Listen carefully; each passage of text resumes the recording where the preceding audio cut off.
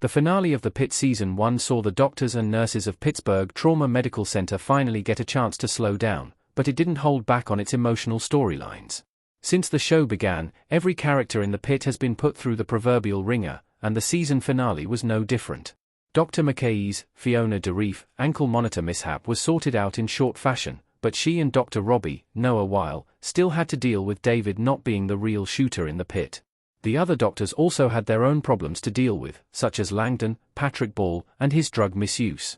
As the doctors' and nurses' shifts finally got to end, the pit started bringing many of its most emotional storylines to a head.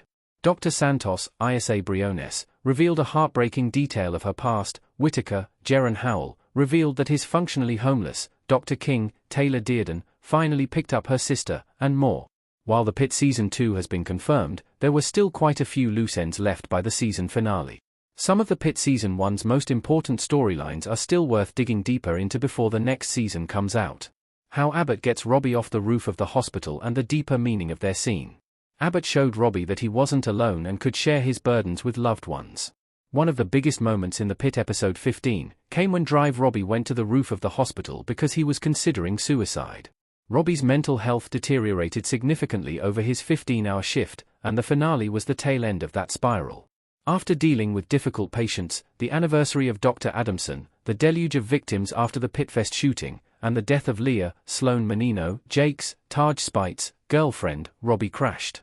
He was completely overwhelmed and emotionally exhausted, and if Dr. Abbott, Sean Hattersey, hadn't been there, Robby may have jumped. Abbott did a good job of talking Robby down from the proverbial and literal ledge, but it wasn't really what he said that calmed Robby down.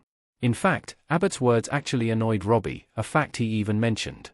What really helped Robby was Abbott's mere presence. It proved that Robby didn't have to bear all his burdens alone and that there were other people out there who understood exactly what he was going through. Abbott did start the pit looking over the exact same ledge, after all, so he had a very good idea of what was going on in Robby's head. Most of Robby's mental health problems throughout this shift stemmed from the fact that he was trying to handle them alone. He refused to tell anyone how much Dr. Adamson's death was affecting him, he refused to talk about the emotional impact of losing Leah, and he refused help from the people who were worried about him. The only time Robby's mental health improved was when he let Abbott in and had a moment to unwind with everyone else at the park. The pit very clearly states, through Robby, that we need loved ones to lean on when our burdens get too heavy to carry alone. Is Dana really quitting after the Pitt Season 1? The Pitfest shooting seems to have been Dana's last straw. Another big development in the season finale of the pit centered around Dana Evans, Catherine Larnassa. Dana had been considering quitting her job as a charge nurse ever since she was punched in the face by an angry patient, and the Pitfest shooting didn't help. It seems like Dana really is going to quit after the Pitt Season 1. She took down all her pictures from her workstation, had a quiet moment of reflection, and seemed like she was ready to say goodbye to PTMC. After years of both literal and figurative abuse, Dana finally had enough. But there's a chance she will come back to work, but the pit also may be using Dana to show how burnout can get to even the most hardened veterans of healthcare. A major motif of the pit has been the phrase, "Physician, heal thyself." Dana even said the phrase to Robby earlier in their shift. If Dana really does quit, she'll be proof of something the pit has said all along: healthcare workers need to take care of themselves just as much as they need to take care of others. For Dana, that means leaving the stress and tragedy of PTMC behind. How each of the doctors handled the aftermath of the Pitfest shooting. Everyone processed the stress and grief differently in the pit. As the medical cases in the pit wound down, the show took a closer look at how each of its main characters were handling the Pitfest shooting. Some of the doctors, like Dr. Whitaker, Dr. McKay, and Dr. King, mostly took the mass casualty event in stride and finished out their shifts with relative ease. Others, like Dr. Mohan and Dr. Javodi, crashed fairly hard. Javodi mentioned, in a mostly hyperbolic fashion, that she may have been turned off from practicing medicine, while Mohan had a big adrenaline crash and a tearful moment in the bathroom. But a few of the doctors had more interesting responses.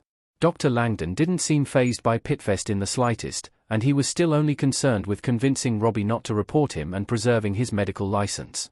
Dr. Santos actually seemed to grow from dealing with the shooting victims, and it may have even inspired a very surprising bit of generosity from her. Everyone in the pit, however, had to deal with the massive emotional trauma of Pitfest in their own way. Why Santos offers her spare room to Whitaker in the Pitt Season 1 finale. Santos is secretly a caring and compassionate person who wanted to help someone in need. Santos speaking in the Pitt episode 10. Image via Max. One of the most surprising parts of the Pitt Season 1 finale came from Drive Santos. After following Whittaker after their shift, Santos discovered that he was living in an empty room in the hospital, and she quickly realized he was technically homeless. In an almost unprecedented gesture of generosity, Santos offered to let Whittaker live in her spare room without paying rent.